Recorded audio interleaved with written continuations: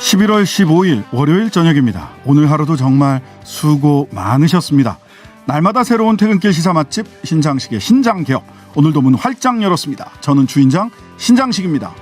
윤석열 대선 후보는 지난 11월 14일 종부세는 고가의 1주택자나 다주택자들에게는 폭탄 수준의 세금이 될 것이다 라고 말했는데요. 이상민 나라살림연구소 수석연구원과 함께 이 말 진위를 따져보도록 하겠습니다. 청년들의 진로 탐색과 마음 건강 지원 등 업무를 하는 서울시 청년활동지원센터에서 센터장이 직원과 참여자를 향해 폭언을 하고 부당한 인사 발령을 했다고 합니다. 센터 노동조합이 기자회견을 열자 갈등이 더욱 심화됐다고 하는데 김정은 노조위원장에게 자세한 이야기 들어보겠습니다. 폭언 녹취 파일도 오늘 함께 들어보겠습니다. 여야 현역 중진 의원들과 함께 한 주간 이모저모를 논해보는 중진의 격, 더불어민주당 김성환 의원, 국민의힘 조혜진 의원과 차례로 이야기 나눠보겠습니다. 신장식의 신장개업 단골 손님 여러분들과 함께 꾸려가고 있습니다. 유튜브와 홈페이지 게시판 모두 열려 있고요. 짧은 문자는 50원, 긴 문자 100원, 샵 0951번으로 보내주십시오. 유튜브에 신장식의 신장개업 검색하시면 라이브 방송 바로 보실 수 있습니다. 팟빵으로도 다시 들으실 수 있습니다. 오늘 하루 소식들 푸짐하게 준비했습니다. 신장식의 신장개업 밥상 들어갑니다. 퇴근길 오늘의 뉴스 깔끔하게 정리해드립니다. 옥석을 가리는 신장개업 뉴스 브리핑 헬마우스 임경민 작가, 시사저널 구민주 기자 오셨습니다. 안녕하세요. 네, 안녕하세요. 네. 아이고 뭐 주말 지나고 났더니 오늘도 뉴스가 굉장히 많습니다. 바쁘게 한번 가보겠습니다. 대장동, 모든 길은 대장동으로 통하고 모든 길은 고발사주로 통하는데요. 대장동 이야기 해보겠습니다. 오늘 정민용 변호사, 성남도시개발공사 전략사업실장이었던 정민용 변호사 소환조사했고, 또 김만배 씨 소환했는데 김만배 씨는 안 나오셨고, 네. 남욱 변호사 소환했는데 남욱 변호사는 나왔다는 거죠? 그렇습니다. 예, 정민용 변호사 얘기부터 해볼까요? 어떤 의혹을 중심으로 조사가 진행됐습니까? 네, 오늘 오전 검찰의 피의자 신분으로 소환된 정민용 변호사는요. 일단 대학 선배이자 천화동인 4호 소유주 남욱 변호사의 소개로 성남도시개발공사에 입사해서 유동규 전 기획본부장과 함께 대장동 사업의 실무를 맡은 인물이죠.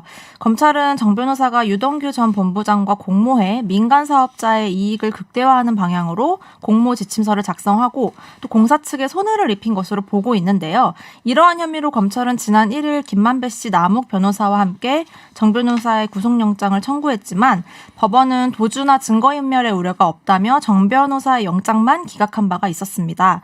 오늘 검찰은 영장 기각 후 첫 소환 조사에서 정 변호사가 작성에 개입한 공모 지침서를 이재명 당시 성남시장에게 직접 보고한 바가 있는지, 그리고 지난주에 나왔던 사실이죠. 당시 박영수 전 특검의 법무법인 사무실에서 정영학 회계사 등과 함께 만나 공모 지침서 내용 등을 논의했는지 여부 등을 물은 것으로 전해집니다. 자, 이 이름이 오랜만에 나와가지고 네, 그러니까요. 역할을 이제 까먹으셨을 우리 청취자분들이 있으실까봐 좀 설명을 해드리자면, 지금 이제 검찰을 통해서 알려지기로는 이 김만배와 이제 남욱을 비롯한 대장동 맨들이 소위 말해서 이제 성남도시개발공사가 잠입, 심었던 소위 언더커버가 아니냐라는 이제 의혹을 받고 있는 인물입니다. 그러니까 좀 전에 이제 구민주 기자가 정리해주신 것처럼 그 실제 성남도계공 내부에서 그 외부의 대장동 맨들하고 협의를 해가지고 사업 설계의 실무를 담당한 사람이 아니냐라는 거고, 지금 이제 뭐 이제 대장동의 주요 인물들 중에서 정영학 회계사하고 정민용 변호사만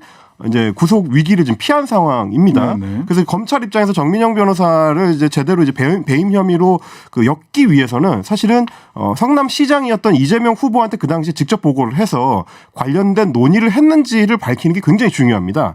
이거를 밝혀내지 못하면 정민용 변호사 입장에서는 유동규 당시 본부장이 시키는 거에 따라서 실무 작업을 했다라고 빠져나갈 수도 있는 맥락이기 때문에 검찰 입장에서 굉장히 좀 이 포인트를 중요하게 보고 있는 것 같습니다. 네, 근데요.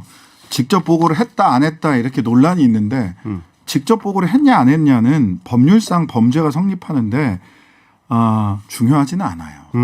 무슨 얘기를 했느냐가 중요하죠. 그렇죠. 거기서 범죄를 모의를 했느냐, 아니면 실무자가 여러 사람 중에, 그럴 수 있거든요. 여러 사람 중에 한 명이 가서 본인이 담당한 부분을 시장에게 얘기를 했을 수도 있고 안 했을 수도 있어요. 중요한 건 무슨 얘기를 했느냐. 즉 그 성남시장이 이재명 시장이 화천대유에게 돈을 몰아주게 되고 성남시나 성남도계공이 확실히 손해를 본다는 것을 뻔히 알면서도, 그렇죠.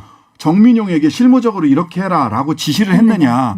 이거는 직접 보고를 했느냐 안 했느냐의 문제가 아니고 직접 보고하지 않고 뭐 카톡으로 지시를 했다거나 구두로 따로 몰래 만나서 지시를 했다거나 그러면은 직접 보고를 했느냐 안 했느냐와 관계없이 죄가 성립하는 거고 직접 보고를 했어도 그런 얘기 없이 그냥 일상적인 보고를 했다 그러면 아무 문제 없는 거예요. 그러니까 이거를 지나치게 제가 보기엔 지금 언론이 단순화시켜서 직접 보고했으면 죄가 되고 직접 보고하지 않았으면 죄가 안 된다. 이렇게 얘기하는데 이거는 이상한 프레임이고요. 지금 이제 사실 주인장이 말씀해 주신 게 예. 최초의 동아일보를 비롯해서 이제 보수 매체에서 성남시청에서 나온 이제 결제 문서를 가지고 짰었던 프레임 중에 하나입니다. 아, 결제하지 시장이 당연히. 그렇죠.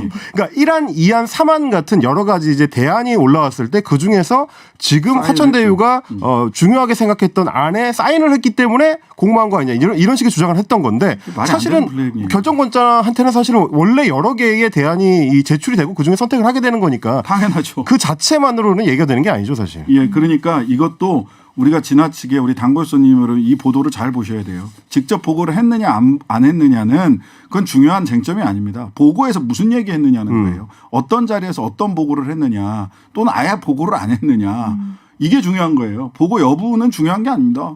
뭐 그렇잖아요. 만날 수 있잖아. 야구장에서 우리 구민주 기자랑 나랑 같이 한번 만났어. 코리안 시리즈 보러. 그럼 뭐 거기서 뭐 범죄를 공모했나? 무슨 얘기를 했느냐가 중요한 거지. 만남의 여부는 뭐. 예, 중요한 거 아닙니다. 코리안 시리즈 야구장은 좀 약하죠. 이게 골프장 정도는 돼야 뭔가 약간 그런 느낌을 주죠. 자, 김만배 씨는 또 안 나오셨네요. 건강상의 이유로 안 나오셨어요. 그리고 구속돼 있는데도 안 나올 수 있느냐? 구속돼 있어서 안 나올 수 있습니다. 예, 그럼 이제 아파서 못 나왔다 그러면 이제 현장에 가서 조사하기도 해요. 박근혜 씨 조사할 때도 현장에 가서 구치소까지 가서 조사하기도 하잖아요. 자, 김만배 씨는 안 나왔으니까 그렇다 치고 곽 전 의원 50억 클럽에 대해 무슨 얘기인지 모른다 이렇게 얘기를 했어요. 네, 그 50억 클럽 인사들에 대한 조사가 미진하다는 지적이 계속 있어 왔잖아요. 아직 구체적으로 소환 일정은 나오지 않고 있지만 어찌됐든 곽상도 전 의원과 박영수 전 특검 등을 비롯해 이 50억 클럽에 명시된 이들에 대한 소환 조사가 곧 들어가지 않겠느냐는 전망은 계속 나오고 있습니다. 일단 오늘 그 곽상도 의원이요. 재판에 출석을 했는데요. 이게 재판이 2019년 4월에 여야의 국회 패스트트랙 충돌 당시에 법안 제출 등을 이제 물리적으로 막아서 특수공무집행 방해 혐의로 기소가 됐었는데요. 이 재판에 대해서 오늘 출석을 한 것입니다. 여기서 이제 곽 전 의원이 재판을 마친 후 나와서 취재진에게 그 50억 클럽 연루 의혹을 물었는데요. 여기에 답변이 무슨 이야기인지 그 자체를 모른다라고 답한 것입니다. 그 지금 나오고 있는 오늘 저희가 이제 소개해드린 두 가지 이슈, 정민용 변호사의 소환 조사하고 곽상도 전 의원의 소환 조사 두 가지 이제 키워드를 맞춰 보면. 검찰 입장에서는 지금 이재명 당시 성남시장으로 연결할 수 있는 배임과 관련된 증거를 확보하지는 못한 걸로 보입니다. 주로 이제 정민용 변호사의 이제 증언에 의존하려고 하는 어떤 그 수사 행태를 보이는 것 같고, 나머지 이제 곽상도 전 의원 같은 경우는 사실은 입금된 내역이 이미 확인을 된 데다가 그리고 하나은행 컨소시엄을 이제 구성하고 그게 유지되는 과정에서 곽상도 의원이 어떤 역할을 하지 않았느냐라는 증언이 또 나왔기 때문에 그러니까 이제 계좌 출금 내역과 그리고 이제 그 증언 두 가지를 맞춰봤을 때 이제 얼마나 곽 의원을 효과적으로 압박할 수 있느냐. 그래서 곽 의원의 혐의를 어떻게 입증하느냐에 따라서 나머지 50억 클럽으로 이제 수사를 확대할 수 있을지 여부가 앞으로 이제 판가름이 나게 될 것 같습니다. 네. 이 곽 의원 같은 경우는 뇌물이냐 알선수재냐 둘 다냐 이제 고민이 될 텐데 어떻게 검찰이 기소를 할지는 좀 두고 봐야 될 것 같습니다. 뇌물은 대가성이 있어야 되고 직무 관련성이 있어야 되거든요. 근데 당시에 2015년, 16년 이때는 이 양반이 법률구조공단 이사장. 법률구조공단 이사장이라 직무 관련성이 없어요. 대가성 입증하기도 어려워요. 그러니까 알선수재 혐의를 그때 뭔가를 했다면 알선수재 혐의를 알선하고 돈 받았다는 얘기지. 나의 직무와 관련 없이 직무 권한을 가진 사람한테 연결해서 소개도 해주고 소개해주고 뭐 이런 겁니다. 그러니까 하나은행 김정태 행장과 김만배 씨를 소개를 해서 이 컨소시엄이 하나은행 컨소시엄이 유지되도록 했다. 네. 그러면 이제 알선수재가 될 가능성이 높거든요. 그래서 뇌물이냐 알선수재냐 이런 부분들이 될 건데 그 판단이 될 건데 무슨 얘기인지 자체를 모른다. 그럼 50억이 뭔데요? 그 얘기를 해야지. 검사로 20년을 복무를 했는데 설마 무슨 얘기인지 모르겠습니까? 자, 공수처 고발 사주 의혹 대검찰청 오늘 추가 압수수색했어요. 세 번째인가요, 지금 대검찰청이? 네, 오늘 공수처는 대검의 수사정보정책관실, 지금은 수사정보담당관실을 압수수색했는데요. 고발 사주 의혹의 핵심 인물인 손준성 검사가 근무했던 곳이죠. 공수처는 지난 9월 28일 대검의 수정관실을 한 차례 압수수색한 바 있고요. 이어서 10월 26일 대검의 정보통신과 서버를 압수수색했었고, 지난 5일 대검 감찰부와 정보통신과를 추가 압수수색하기도 했습니다. 오늘 압수수색을 두고 고발 사주 의혹뿐 아니라 판사 사찰 문건 작성 의혹 수사를 위해서 증거 확보 목적도 있었던 것으로 알려져 있고요. 공수처는 지난달 22일에 이 판사 사찰 의혹, 즉 윤석열 후보가 검찰총장 시절에 대검 수사정보정책관실의 주요 사건 재판부 판사 37명의 세평이나 개인정보 등에 대한 보고서 작성을 지시한 이 혐의로 윤석열 후보와 손준성 검사를 입건한 상태입니다. 네, 현재 공수처에서 지금 윤석열 후보 관련 사건이 4개죠. 좀 네. 소개 좀 해주세요. 뭐 뭔지. 네, 지난 6월 옵티머스 펀드 사기 부실 수사 의혹과 한명숙 전 국무총리 수사팀 모해 위증 교사 수사 방해 의혹 이렇게 있고요. 이렇게 윤 후보를 입건했고 지난 9월에는 이 아시다시피 고발 사주 의혹, 그리고 지난달 22일에 이 판사 사찰 의혹으로 각각 입건이 돼서 총 4건입니다. 여기에 이제 시민단체 사법정의 바로 세우기 시민행동이 윤 후보의 그 검찰총장 시절 장모 대응 문건과 관련해서 손준성 검사 그리고 권순정 당시 대검 대변인 등을 추가로 고발한 상태라고 합니다. 그러니까 네. 이제 세 가지 혐의, 그러니까 고발 사주 의혹하고 판사 사찰 의혹 그리고 장모 대응 문건은 세 개가 다 이제 손준성 검사 그리고 당시에 이제 수사정보정책관실하고 연결이 된 거고요. 나머지 2건 옵티머스 펀드 사기에 대해서 이제 부실 수사를 했다라는 거 하고 한명숙 전 국무총리 그 수사팀에 대해서 수사를 방해했다라는 의혹은 검찰총장으로서 이제 그 당시에 직권을 남용한 거 아니냐 이제 이런 혐의와 좀 연결이 돼 있습니다. 옵티머스 펀드 요거는 중앙지검장일 때. 중앙지검장 네, 시절. 중앙장임 시절이고 한명숙 전 총리 수사팀 모해진 교사 수사방해 의혹 같은 경우는 검찰총장일 때 있었던 일입니다. 아유, 많네요. 네. 일일이 사건 하나하나에 대해서 제가 충분한 시간을 가지고 해설해 드릴 수 있으나 시간이 부족한 그러게요. 관계로 다음 건으로 넘어가겠습니다. 공수처는 내일이면 출범 300일이네요. 네, 벌써 300일이더라고요. 1월 21일에 출범을 했었죠. 잘한다라는 박수 소리를 듣기보다는 야, 뭐 좀 부족한데 아쉽네 이런 얘기 많이 듣고 있어요. 그도 그럴 것이 이 300일간 12개 사건에 대해서 직접 수사에 착수를 했는데요. 어찌됐든 결론을 낸 사건이 조희연 서울시 교육감의 해직교사 부당특채 의혹 사건 이 한 건뿐이기 때문인 건데요. 그리고 또 하나 나머지 11건 중에 4건이 윤석열 후보 관련 사건이고 현재 공수처가 가장 활발히 수사하고 있는 이 고발사주 의혹도 아직 수사 결론이 나오지 않은 상태여서 여러모로 좀 성과가 덜 나오는 거 아니냐라는 평가가 있는데요. 한편에서는 또 이제 신생 조직의 태생적인 한계도 있고 수사검사 충원이 좀 늦어졌던 만큼 아직 평가하기는 좀 이르다는 의견도 있습니다. 그리고 네. 이제 다만 그 공수처가 출범하고 수사를 본격적으로 하기 시작하면서 국민들이 느끼기에 좀 눈에 띄는 변화는 주로 검사와 관련된 사건들이 예전에 비해서는 지금 이제 윤석열 전 총장에 대한 그 입건 사건이 많긴 하지만 그 외에도 다른 사건들도 대부분 검사들에 대해서는 검찰이 수사 속도를 빨리 내지 않거나 시간을 두고 뭉개다가 주로 이제 무혐의 처분하거나 이런 경우가 많았는데 공수처가 출범한 이후에는 검사와 관련된 사건들이 눈에 띄게 좀 늘고 또 수사 속도도 상대적으로는 검찰 시절에 비해서는 좀 늘고 있다. 이런 측면에서는 좀 이제 견제 효과가 어느 정도 발휘되고 있는 거 아니냐. 이제 이런 평가도 나오고 있습니다. 네.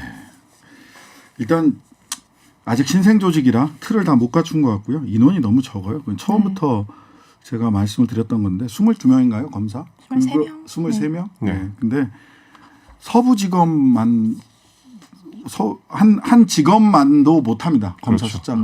그러니까 이 한정된 인원에서 많은 사건 그리고 굉장히 정치적으로나 법적으로 중요한 사건을 하느라고 이렇게 양해하지 못할 바는 없는데 국민들은 법률가들은 그거 가지고 어쩔 수 없지라고 양해할 수 있을지 모르겠지만 국민들은 그렇지 않습니다. 그렇죠. 예, 국민들 입장에서는 제대로 해야지 어떠한 변명도 통하지 않습니다. 네. 아직까지는 큰 박수를 받기보다는 아쉽다라는 평가를 많이 받고 있다라는 점 향후에 조금 더 부족한 부분을 채워나가기를 바란다라는 생각이 듭니다. 자, 민주당 강득구 의원 저희 방송에서도 한 차례 대장동권 가지고 인터뷰를 했었는데 이번에는 윤 후보 부인 김건희 씨 관련해서 김건희 씨가 도이치모터스 주가 조작 당시 단순한 전주가 아니라 주가 조작 사전 기획에까지 참여했다는 정황이 나왔다라고 기자회견을 했네요. 네. 강득구 의원은 일단 지난 12일 도이치모터스 주가 조작 사건이 윤 후보의 부인 김건희 씨 외에 또 다른 전주의 제보로 경찰 내사가 시작됐다. 따라서 이 경찰 내사의 신빙성이 높다라고 밝힌 바가 있었는데요. 오늘 기자회견을 열고 이 주가 조작을 실행한 선수이자 현재 잠적 중인 이정필 씨의 당시 경찰 진술서를 공개하면서 김건희 씨의 보다 적극적인 주가 조작 가담 의혹을 제기한 겁니다. 이 진술서에 따르면 2009년 말부터 주가 조작을 작업했던 이정필 씨보다 앞서서 주식을 관리했던 인물인 두창섬유, 즉 권오수 회장의 가족회사로 알려져 있는데요. 이 업체의 이전 대표였다고 합니다. 그 두창섬유는 2009년 5월 김건희 씨가 장외 매수해 놓은 8억 원어치의 도이치모터스 주식 24만 8천 주를 사들인 곳이기도 한데요. 즉 다시 말해 김건희 씨가 사실상 주가 조작의 몸통인 두창섬유 대표와 주식 거래를 통해 미리 연결이 돼 있었고 따라서 시세를 조종하는 과정에서부터 김건희 씨가 깊숙이 개입했다는 의혹을 오늘 강득구 의원이 이 진술서를 바탕으로 제기한 겁니다. 네, 이건 뭐 내사 보고서에도 나와 있는데 이전 대표 두창섬유 이전 대표 권오수 회장이 실질적으로 소유하고 있었던 건데 8만 주를 8억 원어치인 도이치모터스 주식 24만 8천 주를 김건희 씨가 장외 매수했는데 두창섬유가 비싼 값에 가져갑니다. 사가져갑니다. 이것 자체가 그 도이치모터스 주가 조작을 위한 작업이었다. 사전 정지 작업이었다. 라는 취지인데요. 이전 대표도 중요하지만 다시 한번 말씀드립니다. 이정필 씨 어디 계세요? 네. 권오수 회장이 김건희 씨에게 이정필 씨를 소개해 줬고 김건희 씨는 이정필 씨에게 신한증권 계좌 10억 원어치를 맡겼죠. 이정필 씨 찾습니다. 내 목소리 들리세요? 이정필 씨 어디 계세요? 네. 이게 다만 이제 이 얘기가 오늘 나온 게 중요한 맥락은 이전에 이제 윤석열 캠프에서 공개를 했었던 김건희 씨 명의의 이제 주식 거래 내역 그게 이제 한 달 정도 안에 있었던 내용만 공개를 했었는데 보름 정도. 네. 이미 그 몇 달 전부터 도이치모터스와 관련된 주식 거래를 다른 주체들하고 이제 김건희 씨가 하고 있었다. 네. 그리고 그 뒤에도 했을 가능성이 있다. 네. 그런 부분들을 좀 종합적으로 볼 필요가 있는 큰 사건이라는 얘기가 이제 좀 의미가 있게 다가옵니다. 네, 내일 권오수 회장에 대해서 영장 실질 심사 진행을 하죠. 네. 내일 영장 실질 심사가 열리고요. 이르면 그 당일에 구속 여부가 결정될 가능성도 제기가 되고 있습니다. 권 회장이 구속될 경우 김건희 씨에 대한 조사가 본격화될 것으로 예상이 되는 상황입니다. 네.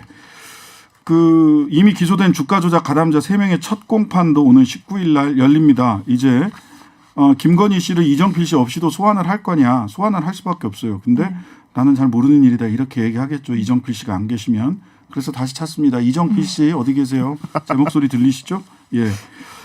자, 오늘은 최근에 개물림 사고가 자꾸 반복이 됩니다. 반려동물 놀이터를 찾은 견주와 반려견이 인근에 있던 대형견에 물려서 증상을 입은 사고도 발생을 했는데요.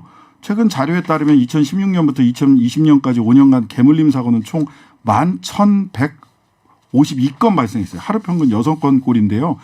이거 이 견주 입막에 꼭 하고 이 줄 꼭 이렇게 부착해서 꼭 이렇게 제대로 관리를 견주가 제대로 관리하셔야 된다. 내게는 안 그래. 나한테는 안 그러죠. 다른 그렇죠. 사람한테는 네. 그럴 수 있어요. 이 부분을 꼭 명심해 주셨으면 좋겠다 하는 말씀 드리겠습니다. 지금까지 헬마우스 임경빈 작가, 시사저널 구민주 기자였습니다. 감사합니다. 고맙습니다. 감사합니다. 국민의힘 윤석열 후보가 자신의 SNS에 종부세 폭탄, 대통령이 되면 종부세를 전면 재검토할 것이라고 밝히면서 쟁점이 됐습니다. 22일 국세청의 종부세 고지서 발송을 일주일여 앞두고 이뤄진 발언입니다. 그 배경 무엇일지 짐작이 가지 않는 바는 아닙니다만 이 윤석열 후보의 발언 그리고 세금 정책에 대해서 나라살림연구소 이상민 수석연구위원과 이야기해 보도록 하겠습니다. 안녕하세요.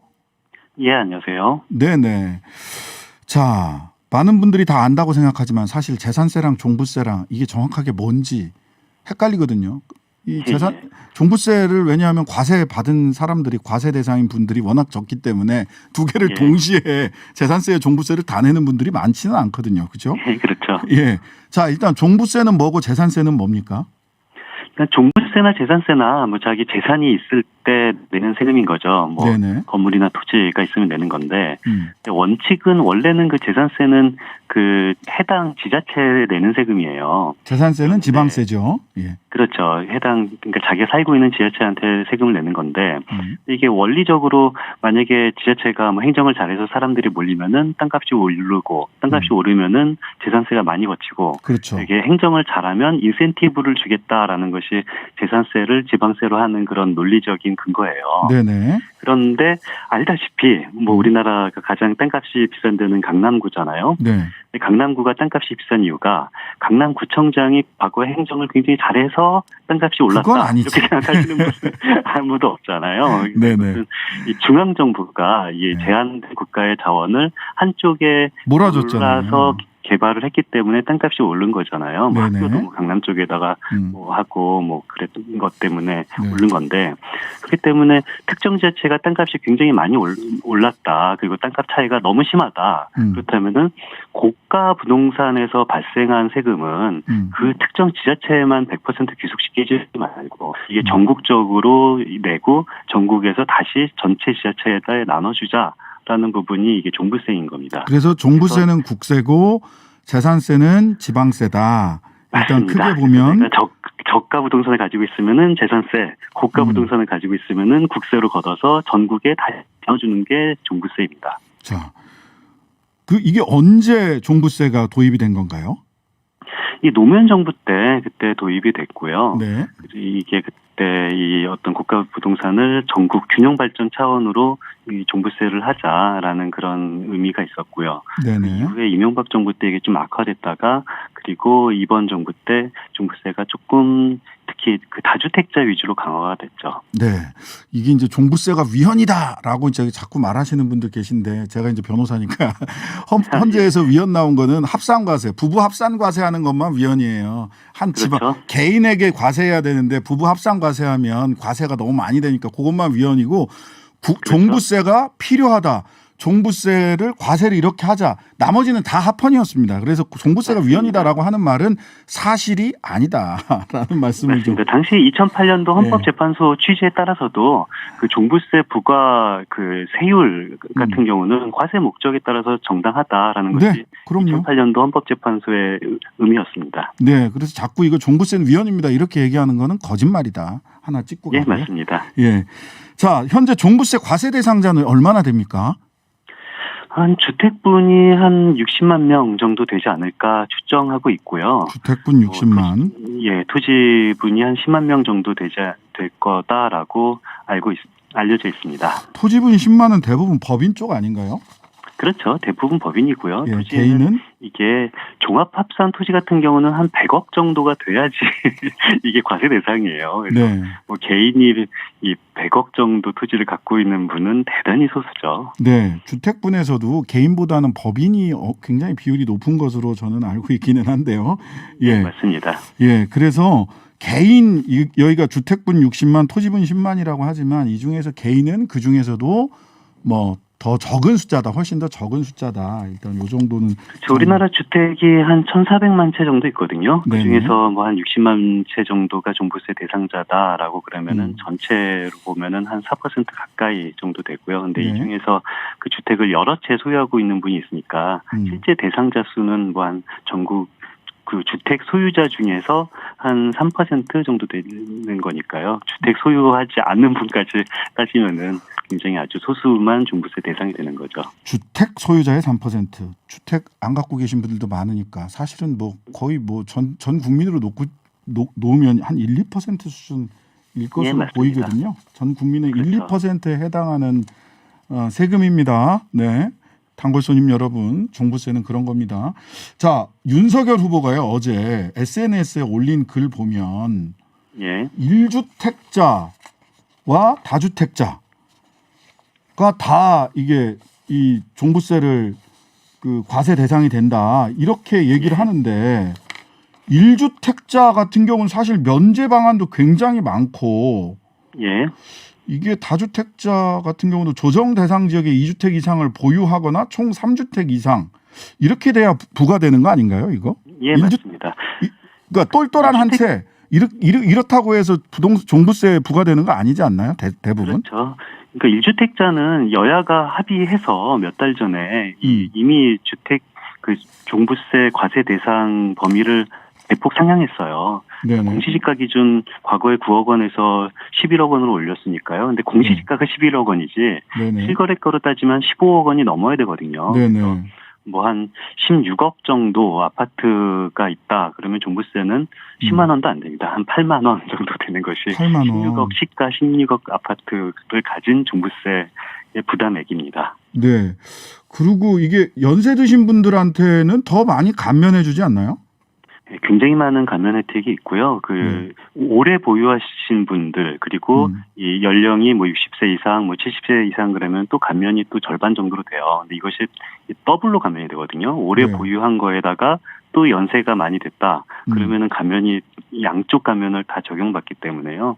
실제로 연세가 된 오래 보유한 그런 1세대 1주택자 같은 경우는 대단히 종부세 부담은 아주 적죠. 저 이게 민변에서 나온 그 논평을 보니까 시가 20억 원 아파트 소유자가 현재 70세, 보유 기간 10년인 경우는 많아야 25만 원이네요. 예, 맞습니다. 예. 연 25만 원입니다. 예, 연 25만 원. 예. 요즘 25만 원이면은요. 저기 노량진에 있는 고시원 한 달 월세도 안 됩니다. 그렇죠. 뭐 우리가 직장인들 뭐 한 연봉 한 5천만 원 정도 돼도 세금을 뭐 그거보다는 훨씬 많이 내죠. 예, 건강보험료도 그거보다 많이 냅니다. 그럼요. 자, 근데 이게 이제 22일 날부터 종부세 저 세금 고지서가 나간다 하니까 이제 그걸 앞두고 이런 말씀을 하신 것 같아요. 예. 이 종부세 완화하거나 폐지했을 때, 자, 집값이 많이 오르니까 이거 부담을 줄여주겠다라는 이야기를 명분을 내세워서 하시는 건데, 종부세 완화하거나 폐지했을 경우에 집값 내려갑니까? 뭐 이론적으로도 그렇고 실질적으로도 그렇고요. 어떤 시장의 시그널, 이 시장 주택 가격은 굉장히 시장의 시그널이 중요해요. 네네. 말하는 시장의 시그널이라는 것은 이 보유세를 앞으로 올릴 것인지 내릴 것인지에 따라서 이 시장이 반응을 하게 되죠. 그렇죠. 만약에 이 종부세, 보유세를 좀 내린다라고 시장에 어떤 그런 좀 잘못된 시그널을 주면은 주택 가격은 더 오를 수밖에 없는 것이 그렇죠. 뭐 이론적으로도 그렇고 네. 경험적으로도 그렇습니다. 자, 그러면 그러니까 보유세죠. 재산세나 종부세가 보유세인데 집을 예, 맞습니다. 갖고 있을 때 세금을 더 많이 주겠다. 예, 그러면은 당연히 팔려고 할 거고, 예. 팔려고 하면은 이제 양도소득세 문제가 나오잖아요. 양도소득세 그렇죠. 완화에 대해서는 윤 후보도 이재명 후보도 전부 다 내려야 된다. 근데 내리는 방법론은 좀 다른 것 같아요. 어떤 차이가 있는 건가요?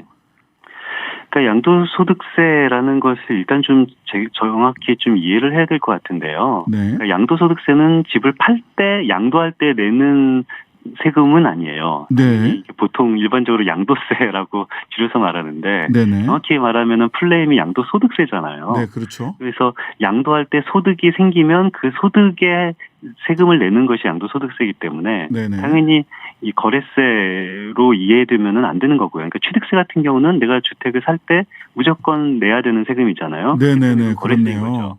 근데 양도소득세 같은 경우는 팔 때 내가 무조건 내야 되는 것이 아니라 내가 팔았는데 만약에 양도소득에 생겼다. 양도 차익이 생겼다. 네네. 그러면은 생긴 소득에 대해서 내는 세금이 바로 양도소득세예요. 아, 소득세네요. 그러니까. 그렇죠. 그래서 거래세가 조세 아니라. 원칙은 맞습니다.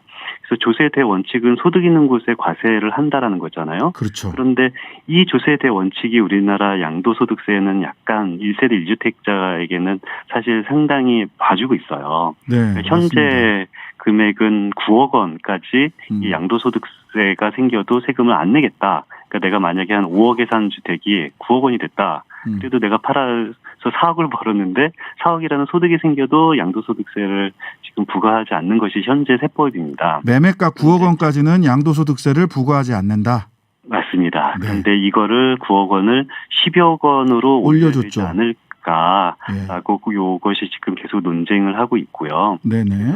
이런 부분에 대해서는 어떤 이 양도소득세를 꼭 부동산 대책 또는 뭐 표 대책으로 바라보지 말고 그 조세 원리에 따라서 소득 있는 곳에서 세금이 있다. 그런 식으로 좀 원칙적으로 바라보는 것이 가장 두 후보 모두 합당할 것 같다라는 생각이 듭니다. 그러니까 민주당은 양도세 부과 기준을 완화한다라고 라고 이야기를 하는데 이거는 말하자면 양도소득세를 부과하는 기준인 현행이 9억 원, 매매가 9억 원일 때 그 예. 차액 9억 원이 됐을 때 뭐 8억에 사서 9억 원에 팔았으면 1억, 뭐 예. 5억에 사서 9억 원에 샀으면 4억에 대해서 부과한다라고 하는 기준 금액을 9억에서 12억으로 올리는 쪽으로 지금 이야기가 되는 것 같고 그렇죠. 윤 후보는 양도세 세율을 인하한다. 세율을 인하한다라는 얘기를 하고 있죠. 예. 그런데 양도소득세 같은 경우는요, 이게 지금 현재 사실 정상 소득세 세율과 동일하거든요. 그러니까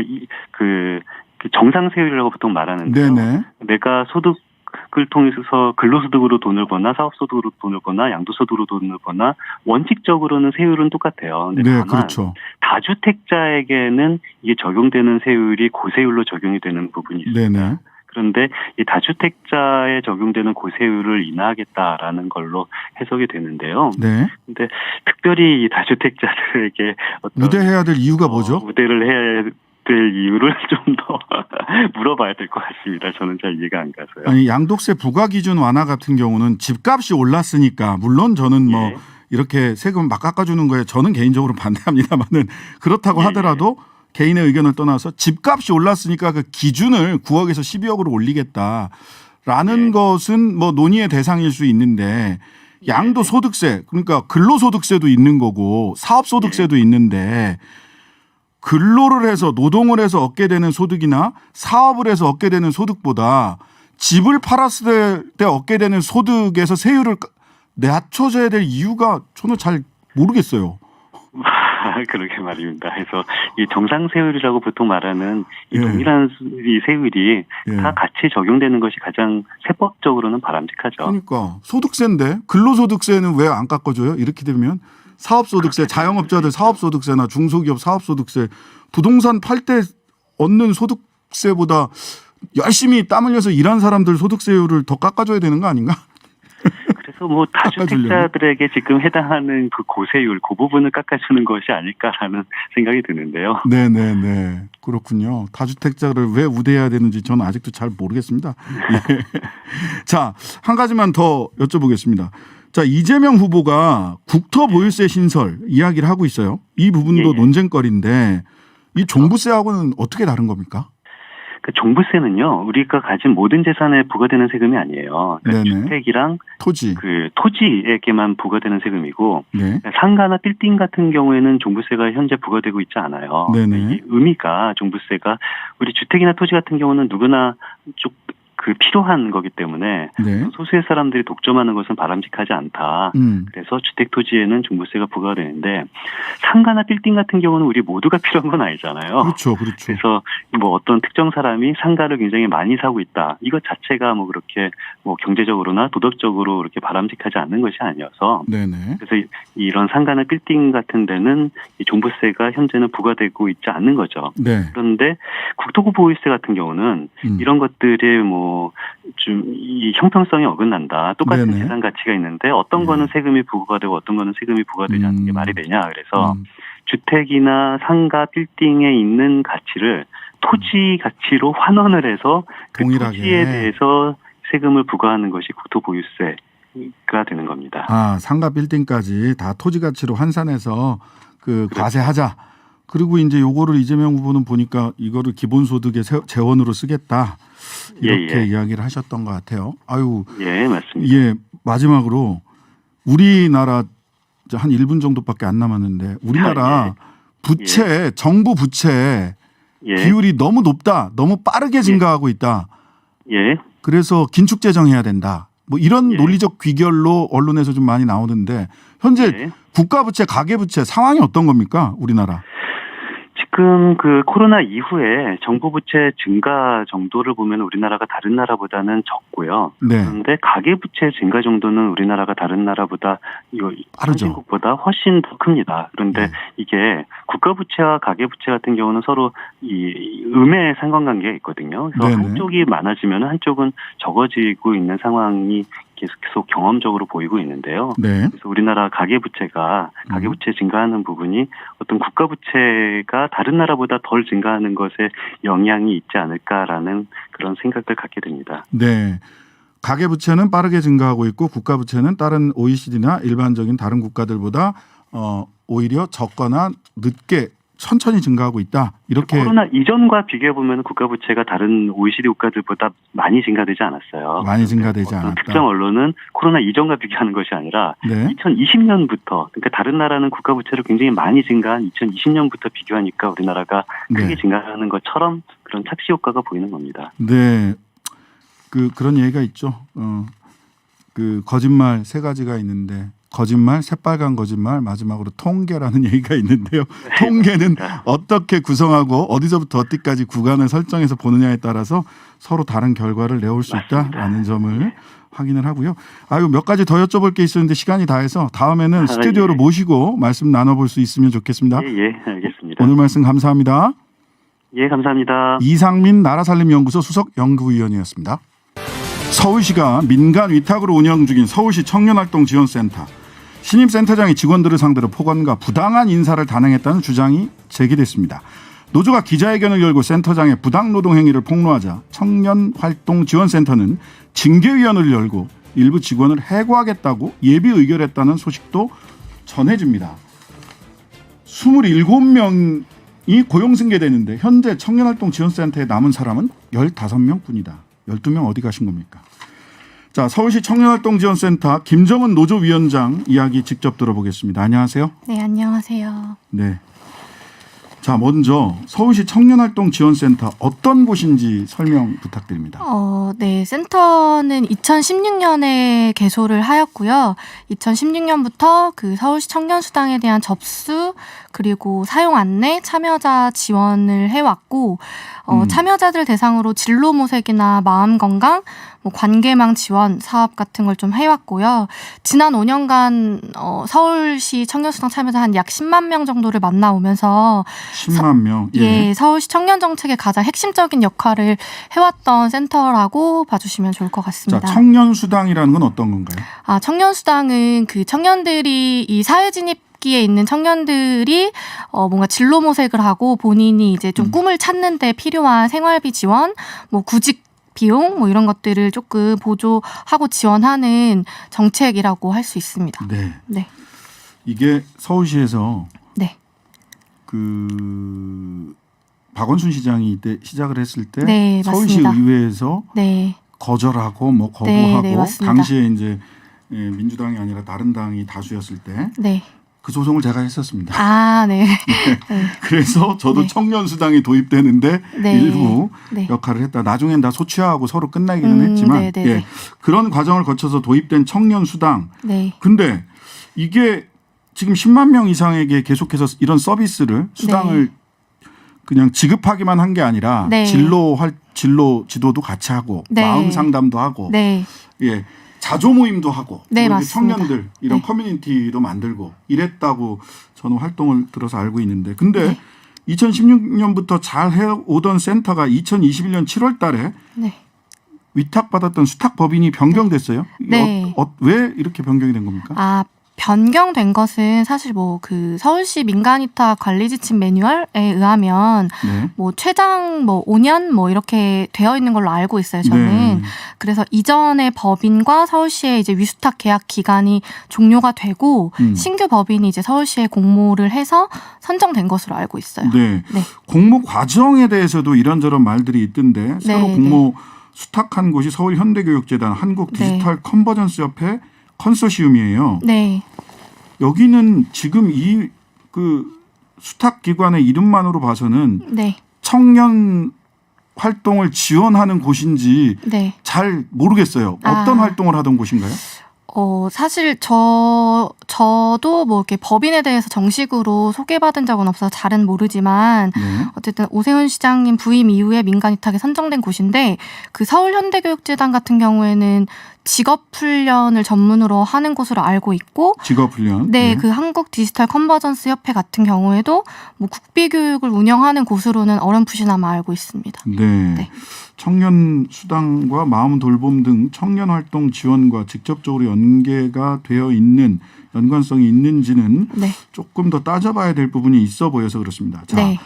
이때부터 신임센터장의 직원 상대 비아냥과 부당한 인사가 단행되었다는 건데 원래는 27명을 다 고용 승계하겠다라고 들어왔는데 네. 그 이후에 어떤 일들이 있었는지 자 녹취 부분 된 게 있다고 들었습니다. 네. 녹취 부분을 한번 같이 들어보고 이야기 계속 나누겠습니다.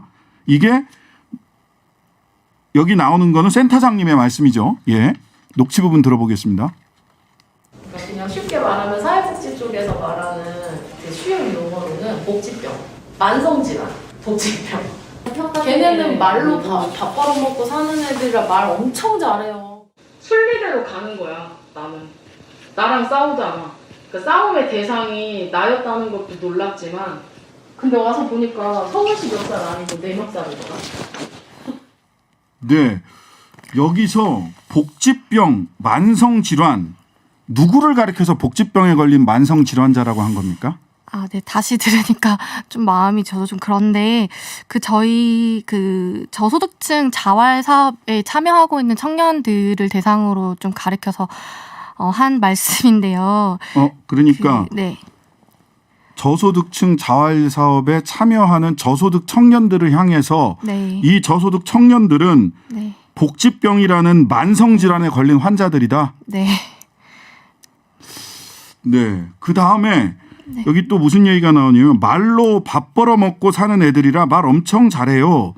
누가 말로 밥 벌어 먹고 사는 사람들이라 말을 엄청 잘한다는 네, 얘기입니까? 아까 제가 말씀드렸듯이 저희 센터에서는 청년들의 마음을 좀 돌보는 마음 건강 사업을 하고 있는데 그 마음 건강 사업의 주요 협력을 좀 해주시고 계시는 상담사 분들을 향해서 한 이야기입니다. 심리 상담 하시는 분들한테 네, 말로 밥 벌어 먹고 사는 애들이라 네, 말은 맞습니다. 엄청 잘해요. 그 다음에 나랑 싸우다가 네, 그러니까 이 센터장님과 싸우다가 네, 나였다는 게 놀랍지만 네, 뭐 이런 얘기를 네. 아니 그 청년활동 지원센터 센터장님이 그 지원을 받기 위해서 온 청년들을 향해서 복지병 만성 질환자다. 아, 네, 좀 납득하기 어렵습니다. 네, 그 다음에 심리 상담을 해주시는 분들을 향해서 말로 밥 벌어 먹고 있는 사는 애들이다. 그 다음에 또 보니까 여기 녹취에는 나오지 않지만 네. 임산부 직원에게 네. 폭언을 한 것도 있다고요? 네, 맞습니다. 그 임산부 이제 출산을 다음 달로 이제 앞두고 있는 동료가 있는데 그 동료가 이제 회의에 참석을 하였고 그 회의가 조금 민감한 사안을 다루는 회의이긴 했는데 네. 그 회의가 한 2시간가량 좀 이렇게 고성이 오가는 회의였고 그 회의 이제 종료되는 시점에 너 배가 당기지 않느냐고 이제 말을 하신 거죠. 그래서 그때 이제 임산부 동료는 그 이후로 좀 그 말을 생각하면 자기가 마치 뭔가 놀림받는 것 같고 호흡 곤란이 오는 좀 증상을 겪고 있는 지금 상태입니다. 네. 자, 그 다음에 올해 8월인 거죠. 그러니까 네. 올해 8월 인사발령에서 고용 승계된 직원들을 기존 업무에서 배제하고 그간 담당하지 않았던 부서에 배치했다라는 얘기도 있어요. 아, 네. 그러니까 인사발령이 2번이 있었는데요. 네. 그 8월에 한 차례 있었고 얼마 전 10월에 한 차례 있었는데 법인이 이제 바뀌고 나서 8월에 이제 인사발령 때는 내년을 좀 이렇게 지켜보면서 이제 장기적으로 이제 뭐 비전을 세운다 해서 저희가 그때는 뭐 새로운 센터장님의 어떤 비전이 되겠다 이제 생각을 하고 그 인사 발령을 이제 받아들이게 되었는데 10월에 또 갑자기 이제 이 개편을 하게 된 거죠. 네네. 근데 그 개편이 조금 문제가 있었고 소관 업무, 그러니까 저를 예로 들면 저는 원래 그 저희 센터 말고 자치구에도 이제 각 청년센터가 있는데 그 청년센터를 지원하는 업무를 맡고 있었는데 네. 홍보 업무로 이제 발령을 냈고 그 저와 이제 같은 팀이 된 동료들이 사실 노동조합을 같이 하고 있는 동료들이에요. 네네. 그러니까 노동조합을 하고 있는 동료들을 한 팀으로 묶고 그 회의에 이제 센터장이 배석하시겠다라고 하는 어떤 좀 그런 일들이 있었고 직원 인사 발령의 그 배경이 무엇인지 제가 그래서 여쭤봤죠. 예, 예. 근데 이제 갑자기 이렇게 예, 발령하면 부당노동행위 될 수 있어요. 네, 그래서 저희도 궁금해서 예. 문의를 했는데 이제 네. 답변을 받은 게 서울시에서 예산 삭감이 이제 예상되어서 채용을 좀 자제하라는 구두 권고를 받았다. 그래서 뭐 업무 공백 최소화 이런 얘기도 이제 공지를 하셨는데 네. 저희로서는 좀 이해가 되지 않는 것은 예산 삭감으로 인원 뭐 채용이 자제 권고를 받았다면 신규 채용을 좀 하지 않았어야 되는데 신규 채용은 계속 이루어졌거든요. 그리고 사실은 지금 계속 근무하고 있는 인원을 다른 팀으로 배치한다는 게 좀 합리적인 설명은 아니잖아요. 지금 근무하는 사람들은 네. 자기가 일하지 않았던 다른 팀으로 배치하고 네. 새로 신규 채용을 해서 인원을 네. 채우고 있다는 거죠. 네, 그렇죠. 그래서 그런 인사 앞뒤가 안 발령이 맞네. 네, 저희 좀 이해가 되지 않았고 이 건은 저희도 서울시한테 이제 얘기를 해서 조사 중에 있는 네. 상태입니다. 그 노조에서 그래서 기자회견을 했어요. 근데 네. 기자회견 개최 일주일 후 가진 간부회의에서 네. 굉장히 또 그 심한 발언을 했다는 얘기가 있습니다. 아, 네, 맞습니다. 저희가 그동안 뭐 법인이나 서울시에 이제 많은 요청을 드렸었어요. 만나주셨으면 좋겠다. 얘기를 좀 들어달라라고 이제 말씀을 드렸었는데, 법인에서 계속해서 이제 저희 뭐 연락도 제대로 안 되고, 계속 문서로만 이제 저희가 공문을 계속 보낼 수밖에 없는 거예요. 네네. 저희는 대면을 해서 조금이라도 저희 얘기를 전달하고 싶었는데, 네. 만날 수가 없어서 좀 답답한 마음에 기자회견을 열게 된 거고, 네. 기자회견 이후에 그 센터 팀장 부서장, 그러니까 간부들이 모이는 회의 자리에서 네. 뭐 쟤네들 다 잘라버리면 된다. 징계를 준비해라. 좀 이런 말들이 오갔었어요. 근데 그 말들이 저희는 물론 그 회의에 참석하진 않았지만 들었다. 되게 이렇게 고성이 엄청나게 회의실 밖으로 새어 나와서 그날 네네. 이제 근무를 하고 있던 직원 한 4-5명 정도가 그 고성을 계속 들었던 거죠. 그러니까요. 애들이 나를 협박한다. 다 잘라버리면 돼. 개소리하면 다 죽여버리려니까. 네. 이런 고성이 회의장 바깥으로 나오는 것을 네. 조합원들도 다 들을 네. 수밖에 없었다. 네. 자, 서울시에서는 법인이 바뀌는 과도기에 노사 간 입장차가 있어 상황을 모니터링하고 있으며 네. 고용노동부에 신고된 직장 내 괴롭힘 조사가 조속히 이루어져 결론이 날 수 있도록 시의견을 전달할 계획이다라고 하는 입장을 주셨고요. 네. 제작진은 서울시 청년활동 지원센터 측과 계속해서 통화해서 사실을 확인하려고 했습니다. 근데 청년활동 지원센터 측은 현재 입장문을 준비 중이라 아직 뭐라고 답변할 수 없는 상황이라는 의견을 전달받았습니다. 추후 입장이 나오면 반론 역시 전해드리도록 하겠습니다. 네, 지금까지 서울시 청년활동지원센터 김은정 노조위원장님 말씀, 김정은 노조위원장님 말씀 들어봤습니다. 감사합니다. 네, 감사합니다. 이건 헌법과 대한민국에 대한 도전이다. 앞으로도 100번, 1000번, 1만 번 진입해도 교회를 재탈환할 것이다. 오늘 법원의 6번째 명도 집행을 화염병을 던져가며 방해한 사랑제일교회 전광훈 목사가 한 말입니다. 재개발 지역에 자리한 교회 등 종교시설에게는 재개발 이후 새로 지어진 아파트 단지 내에 교회를 지을 수 있는 부지가 제공되거나 관련법에 의해 평가된 이주비와 보상비가 지급됩니다. 사랑제일교회는 약 80억 원의 보상비 지급 대상입니다. 그러나 전광훈 목사는 그 7배에 달하는 560억 원을 달라고 요구했습니다. 갈등이 지속되자 법원은 150억 원을 조정안으로 제시하기도 했습니다. 하지만 전광훈 목사 측은 이조차 거부했습니다. 더 달라는 겁니다. 법원은 사랑제일교회 건물을 재개발 조합에 인도하라는 판결을 내렸고 벌써 5번이나 명도 집행을 하려고 했지만 모두 실패했습니다. 6번째 명도 집행이 단행된 오늘 오전 사랑제일교회 신도들은 전봇대 위 지붕 위에서 투신하겠다고 경찰을 협박하는 한편 화염병과 폐타이어를 던지고 불을 질렀습니다. 이 과정에서 신도 등 7명이 현행범으로 체포됐고 10여 명이 부상당했습니다. 아무리 살펴봐도 전광훈 목사의 560억 원을 달라는 격렬한 저항은 철거민들의 생존권 투쟁과 전혀 다른 것으로 보입니다. 그들 역시 공권력의 법 집행이 소위 광화문 투쟁에 대한 탄압이라고 규정합니다. 스스로 정치 투쟁의 외양을 갖춘 것입니다. 보상비를 둘러싼 투쟁이 정치 투쟁이다? 듣도 보도 못한 일입니다. 대체 헌법과 대한민국에 도전하는 자는 누구인가? 이런 생각에 마음이 편치 않은, 아니 화가 날 수밖에 없는 신장식의 오늘입니다. 네, 전국의 묘수를 느끼고 풀어보는 시간 중진의 격. 오늘도 여당편 먼저 시작합니다. 미스터 쓱 오늘도 하나 쓱 주고 가실 거라 믿습니다. 김성환 더불어민주당 원내수석 부대표님 오셨습니다. 안녕하세요. 안녕하세요. 김성환입니다. 네.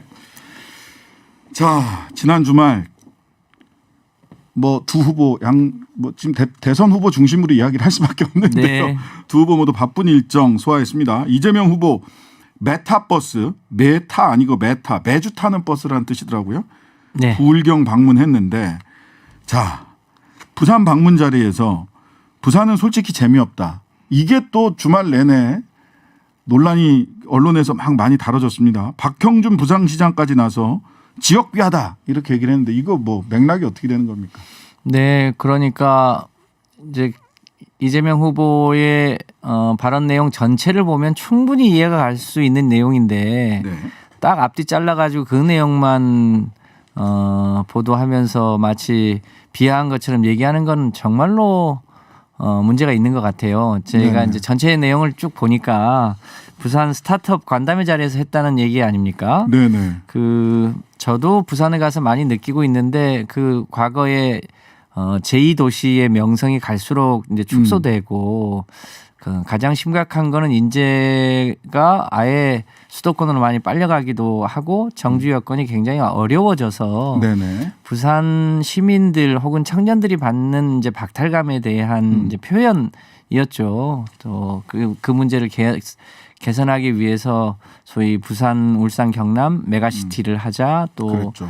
제2의 공공기관 지방 이전을 하자. 또 근본적으로는요, 이 남북한의 이 소위 평화 교류 문제가 해결이 돼야 네. 부산이 아시아의 관문 도시로서의 역할을 하게 되거든요. 가덕도, 그렇죠. 신공항 네. 등과 같이 이런 얘기를 하는데 그 앞뒤 쫙 잘라서 그렇게 하니까 마치 부산을 비하한 것처럼 얘기하는데 그 전체 내용을 보면 충분히 이해할 만하고 그렇게 비하하게 표현해서는 안 되는 얘기.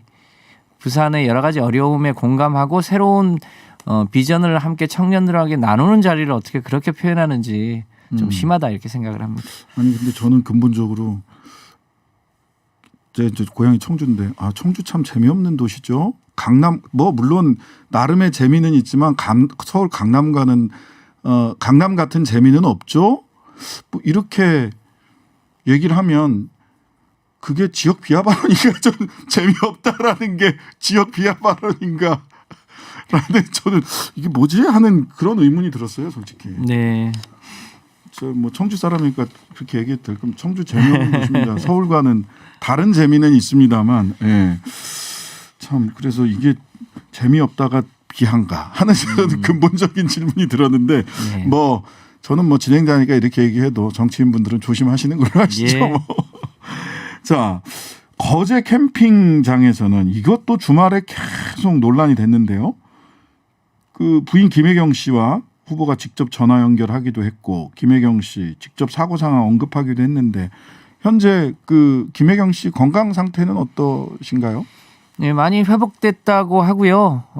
조만간 활동을 재개하려고 준비 중이다 이렇게 얘기 듣고 있습니다. 곧 활동을 재개하신다. 예.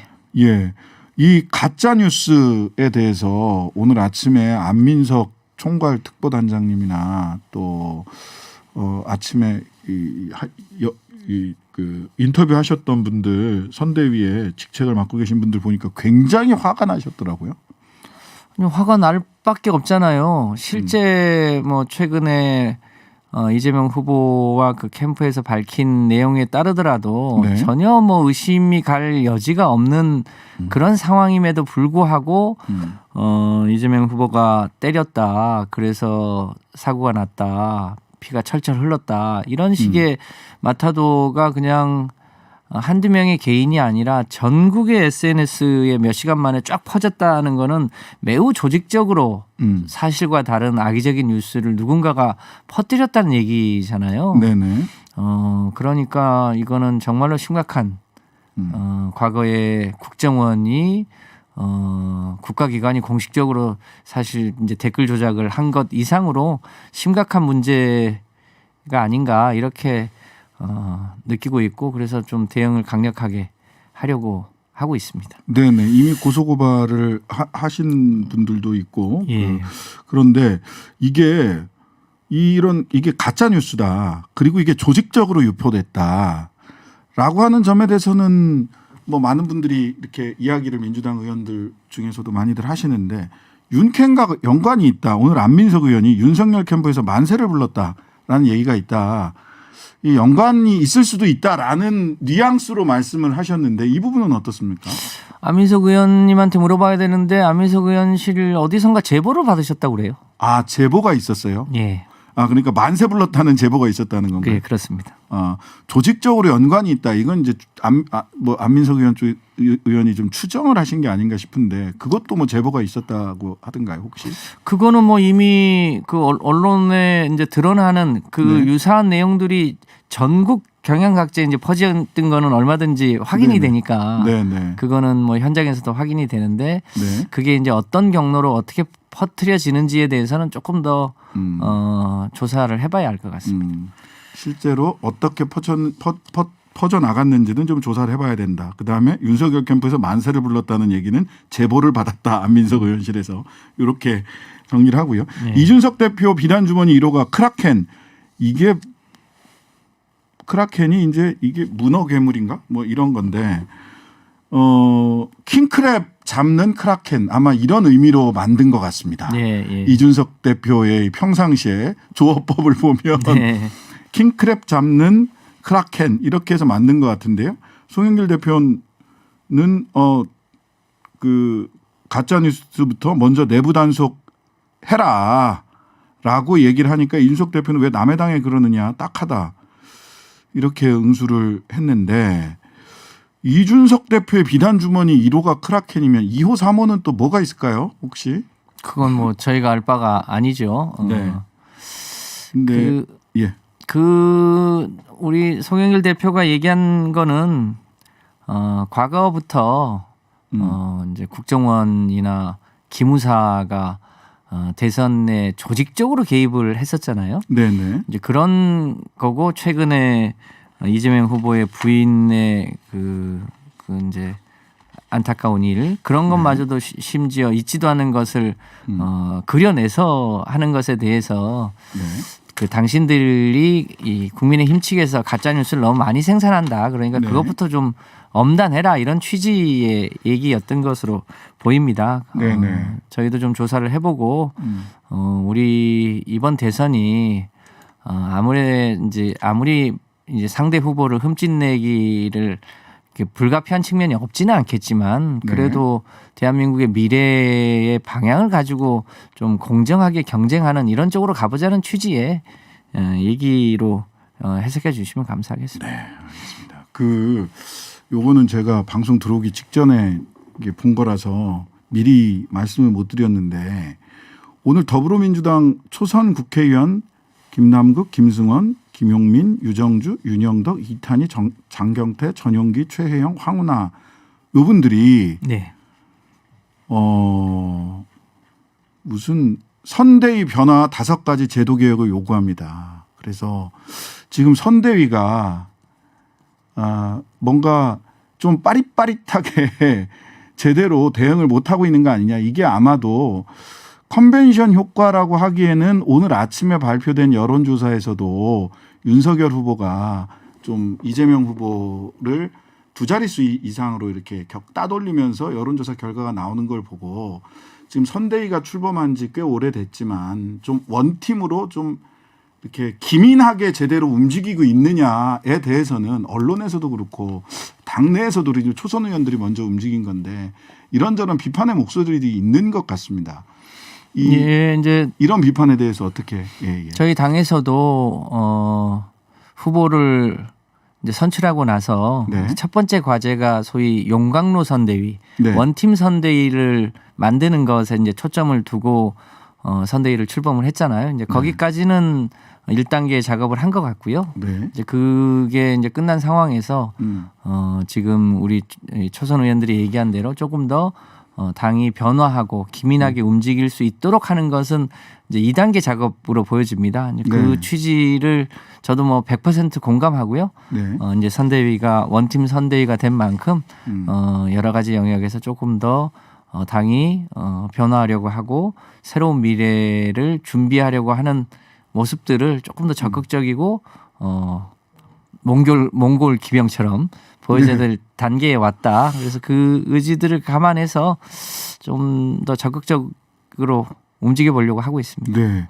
어떤 구체적인 변화가 있을까요? 지금 자리는 다 배치됐잖아요. 전원 165명인가요? 의원 전원이 다 선대위로 들어가고 이랬는데 최근에 나오는 얘기는 말하자면 이재명 후보의 백브리핑을 제안한다든지 하지 않겠다고 한다든지 그랬는데도 불구하고 오늘 메시지가 좀 혼란스럽게 나왔던 부분들도 있었던 거 아니야. 특히 뭐 연합뉴스 노출되지 않도록 했던 것에 대해서 이거 뭐 자칫하면 언론에 대해서 재갈 물리기 시기에 그런 취지 이렇게 될 수도 있는 거 아니냐라고 하는데 또 한편에서는 아니 언론이 책임을 져야지라고 하는 비판도 있거든요. 그래서 메시지 관리가 좀 잘 안 되고 있는 거 아니냐. 말을 못하게 한다고 해서 이게 메시지 관리가 되는 건 아닐 텐데라는 얘기도 있거든요. 이게 선대위가 좀 어떤 변화가 있어야 구체적으로 어떤 변화가 있어야 될까요? 일단 뭐 현역 국회의원들이 각자 열심히 뛰는 것은 저는 꼭 필요한 일이라고 보고요. 네네. 다만 이제 현역 국회의원들만으로 선거를 치를 수 있는 건 아니고 그렇죠. 또 우리 사회의 이제 새로운 변화 저는 크게 세 가지라고 보는데요. 지금 핵심적으로 보면 기후 위기에 기민하게 대응해서 그 위기를 기회로 바꾸고 또 성장의 동력으로 삼는 것. 우리 사회의 이제 부동산 가격 급등에 따른 자산 격차 등 이 사회적 불평등, 경제적 불평등을 해소하는 것, 또 우리 사회에 여러 가지 남아 있는 불공정을 해소하는 것, 이 기후 위기, 불평등, 불공정을 해소하는 새로운 대한민국의 모습을 이재명 후보와 민주당이 보여줘야 되는데 네. 그런 면에서 그것을 상징하는 인물, 그것을 상징하는 정책 이런 게 조금 더 전면에 나서고 네. 결과적으로 그 정책의 최종 수혜 대상이 우리 사회에 특히 지금 좌절하고 있는 젊은 층들이 결과적으로 그 부분에 있어서 새로운 희망을 가질 수 있도록 하는 그런 모습이 조금 더 선거의 전 과정에서 메시지와 또 비주얼과 이런 걸 통해서 보여줄 필요가 있어서 그런 게 조금 더 전진 배치될 필요가 있다고 보여집니다. 의제가 좀 전진 배치되고 정책이 전진 배치될 필요가 있다. 그리고 이제 새롭게 영입되는 사람들을 예. 통해서 그런 모습들이 좀 구체화되고 네네. 그런 게 좀 반영될 필요가 있다고 보여집니다. 그러니까요. 그래서 한 분은 그 말하자면 165명 다 들어갔는데 새로운 사람은 안 보인다. 이래서 이제 원혜영 전 의원이 인재 영입위원장 이렇게 들어오셔서 거기에 대한 이제 그러면은 조금 좀 광범위하게 사실 문재인 대통령 2017년 선거할 때 보면 와 저런 사람까지 들어가 할 정도의 중도적인 인물까지 다 이렇게 그 선대위로 포괄했던 이런 영입됐던 사례가 있어서 그래서 어떤 사람들을 영입할까 이게 궁금한 게 하나가 있고 두 번째는 우리 또 이해찬 대표님 시절에 비서실장이셨잖아요. 네. 김종인 위원장 얘기 나오면 습관적으로 사람들이 이해찬 전 대표님은 등판하시나? 라는 질문을 해요. 그래서 두 가지. 하나는 어떤 인재 영입 지금 준비되고 있는 영입 대상 인재가 있는지. 말씀드린 대로 그 새로운 대한민국, 그러니까 대한민국이 정말 위기를 많이 겪고 또 문재인 정부는 인수위도 없이 시작해서 북핵, 네네. 일본의 경제 보복, 코로나 그런 위기를 거치면서 선진국까지 진입을 한 건데 네. 이제는 추격 국가에서 새로운 개척 국가로 가자. 이제 변신해야 되는 과정에서 각 분야에서 변화의 상들이 필요한 거 아닙니까? 네네. 그 변화의 상을 상징하는 인물들을 저희가 차차 인재 영입을 통해서 말씀드리려고 합니다. 뭐 하나 쓱 주고 가세요. 누가 예상되고 있는지. 뭐 이제 기존의 각 영역에서 그것을 네. 상징하는 인물들을 포함해서 특히 아직까지 뭐랄까 아주 뭐 유명도가 있지는 않지만 그것을 상징할 수 있는 미래 세대들을 한 분 한 분 영입을 해서 또 전면에서 그 일을 할 수 있도록 해보려고 합니다. 예. 이해찬 전 대표는 어떻습니까? 제가 최근 그 선대위 발족식 이후에 뵙지를 못해서요. 제가 네. 다음 주에 왔을 때는 꼭 그 전에 한번 뵙고 네네. 그 당신의 역할을 어떻게 하실지에 대해서 확인하고 제가 말씀드리겠습니다. 네. 다음 주에 꼭 말씀 기다리겠습니다. 자, 특검 관련해서 뭐 시간은 많지 않습니다만 특검 관련해서 오늘 그 조건부 특검 얘기를 하다가 조건부 특검 아니고 무조건 특검이다라고 이재명 후보가 이야기를 하셨어요. 물론 그 검찰의 수사를 지켜보고 하겠다라고 했는데 오늘 지금 보니까 법원이 유동규 대장동 뇌물 11억 5천만 원 추징 보전 해서 남욱 정영합으로부터 돈 11억 5천만 원 뇌물 받은 거다라고 판단을 해서 받았을 수 있다 해서 어쨌든 11억 5천만 원 추징 보전을 했다고 하는데 이거 뭐 특검 그리고 구체적으로 지금 그러면은 뭐 대선 후보가 이렇게 얘기를 했으니까 구체적으로 협상에 들어가는 겁니까? 뭐 아직 협상을 할 단계다라고 하기보다는 네. 거듭해서 네. 왜 검찰이 제대로 수사하지 않냐. 네. 네.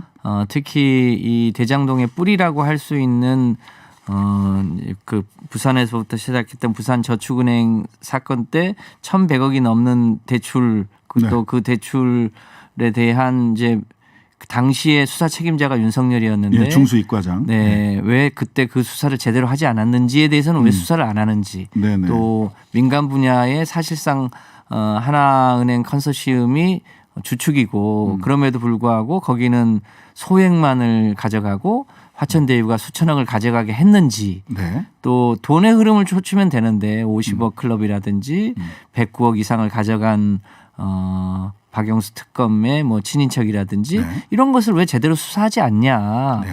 그 민간 개발을 주도하려고 했던 그 세력들은 왜 제대로 수사하지 않냐. 이 부분에 대해서 수사를 제대로 하는 것에 대한 촉구이고 본인은 특검을 피하지 않겠다. 이런 각오를 밝힌 것이지 곧바로 무슨 특검을 바로 여야 간에 협상한다? 협상해야 될 문제를 직접 언급한 건 아니다. 네. 각오 그다음에 빠른 수사를 촉구한 것이다라는 네. 것까지 의미를 짚어봤습니다. 예, 벌써 시간이 이렇게 됐네요. 오늘 말씀 감사했습니다. 김성환 더불어민주당 의원님이셨습니다. 감사합니다. 네, 감사합니다. 예.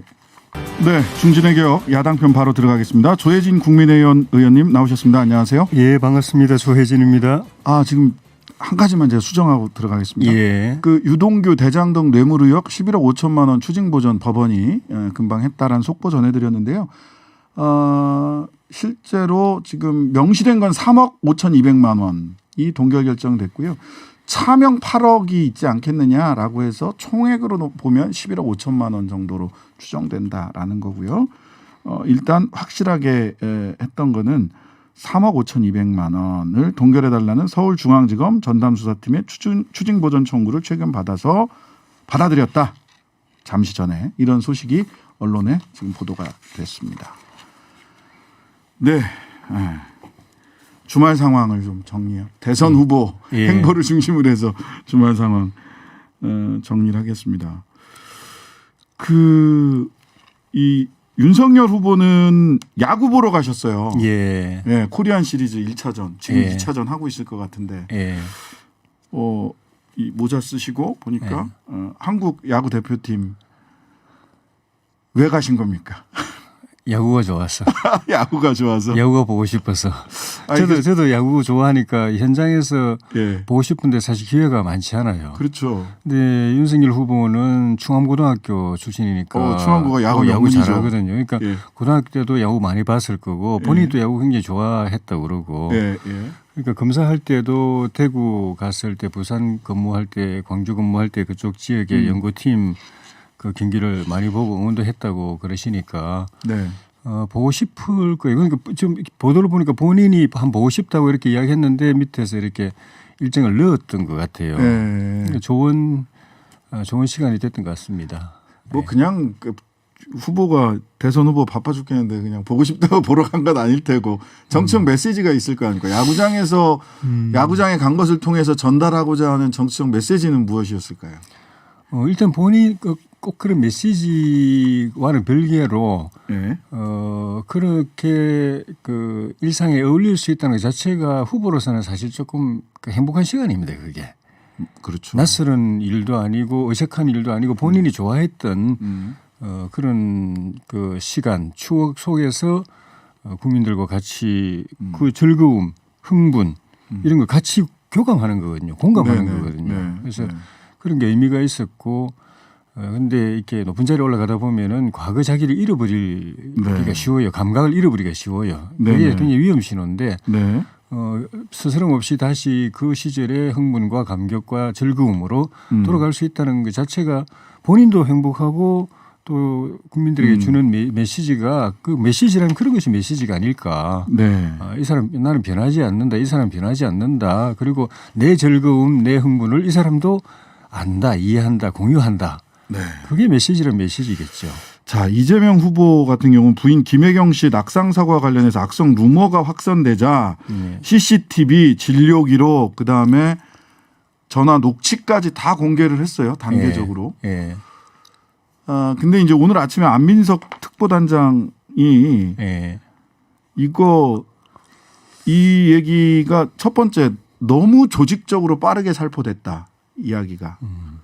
두 번째 지금 김성환 의원한테 확인을 했는데 안민석 의원실에서 제보를 받았는데 윤석열 캠프에서 이 소식이 전해지자 만세를 불렀다.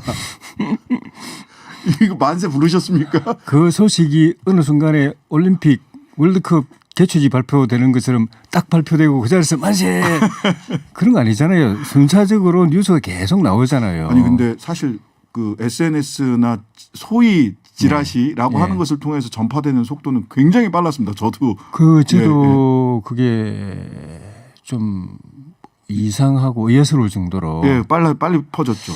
그래서 이게 물론 이제 뭐 조금 부자연스러운 측면이 있기 때문에 네네.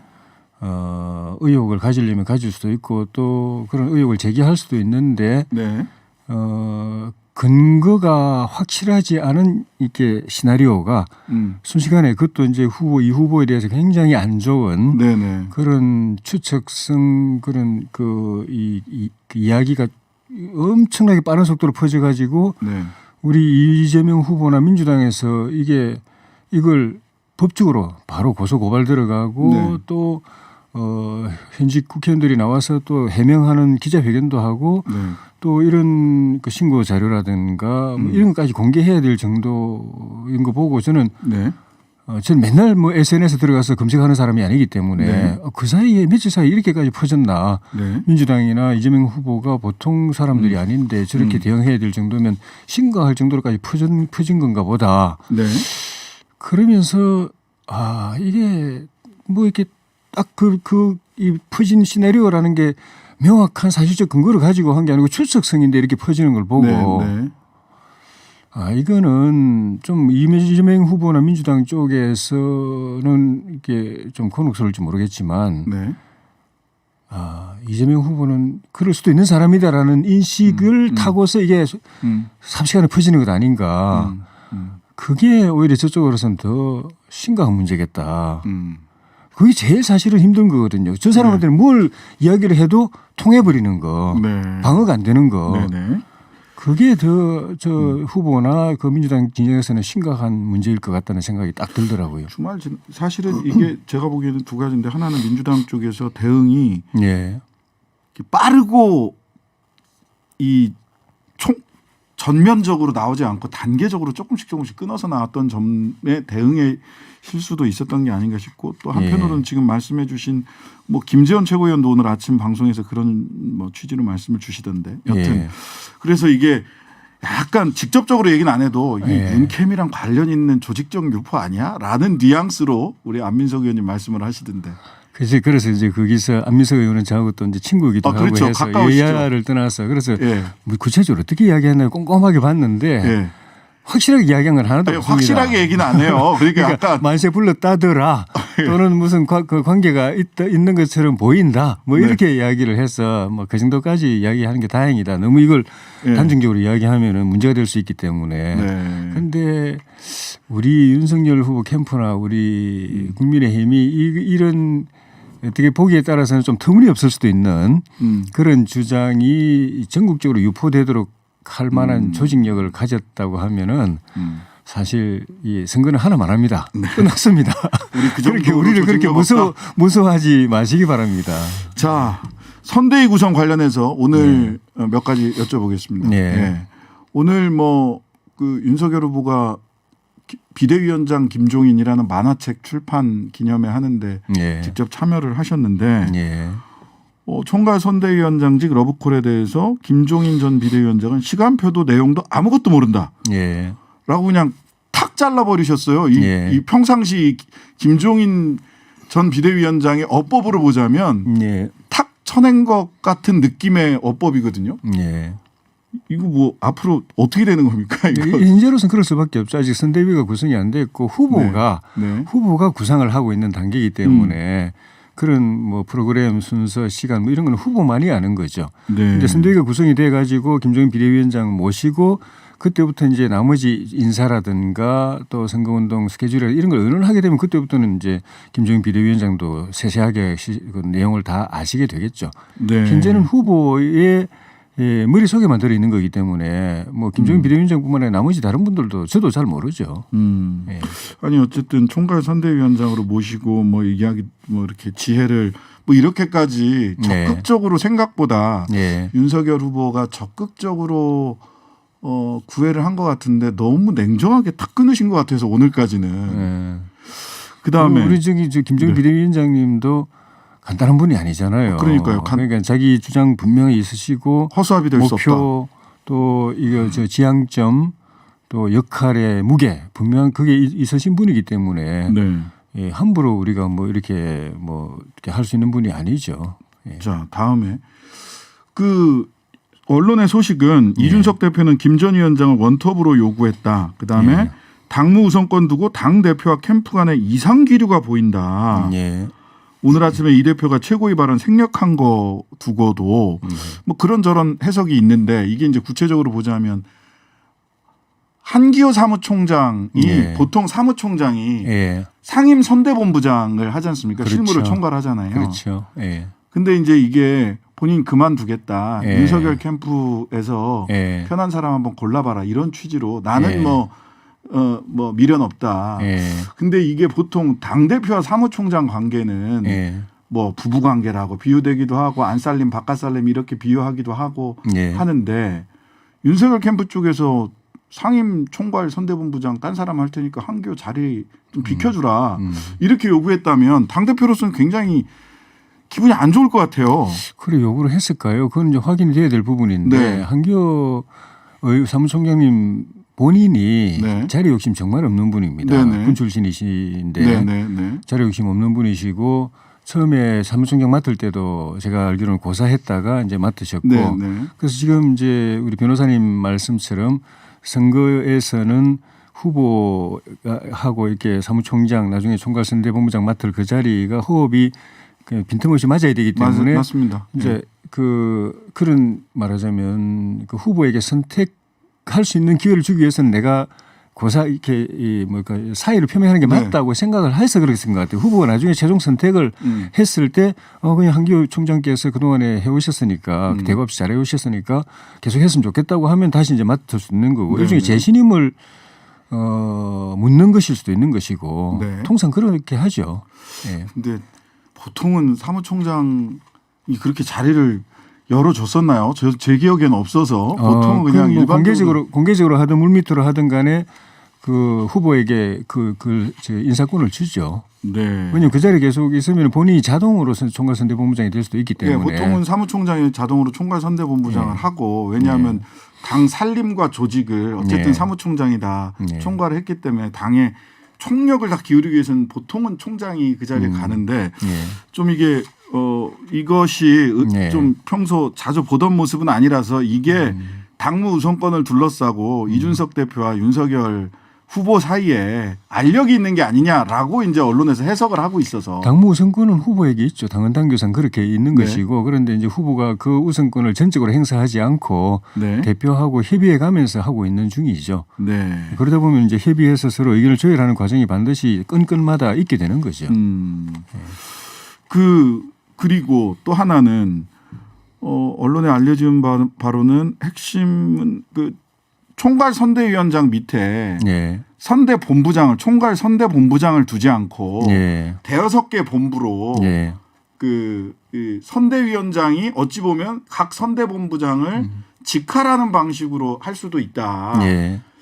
근데 그게 현실에서는 선대위원장이 총괄 선대본부장 없이 무슨 본부를 직할할 수 있습니까? 사실 현실에서 각자 그냥 따로 노는 거 아니에요? 근데 후보가 있고 그다음 총괄선대본부장 선대위원장이 위원장이 있고 그다음에 또 총괄선대본부장이 있고 그 밑에 본부장이 있으면은 굉장히 복잡한 다층적 구조가 되는 거죠. 근데 일반적으로는 그렇게 해왔잖아요, 지금까지. 대개 보면은 후보하고 총괄선대본부장, 총괄선대위원장은 사실은 명예직처럼 그래져 있고 후보하고 총괄선대본부장 그다음에 실무 라인 이렇게 3단계 정도였는데 지금은 우리가 빅캠프를 만들어야 될 입장이거든요. 우리 이제 보수나 우파뿐만 아니라 정권 교체를 바라는 그 소위 말하는 탈문 진보 또는 반문 진보 또 중도 또 2030 또 호남 이런 분들까지 다 이 캠프에 다 모셔야 될 상황이기 때문에 템포를 확 펼쳐야 되는 거죠. 너무 단선적으로 하게 되면은 나머지 분들은 들어와도 역할이 별로 없을 수가 있기 때문에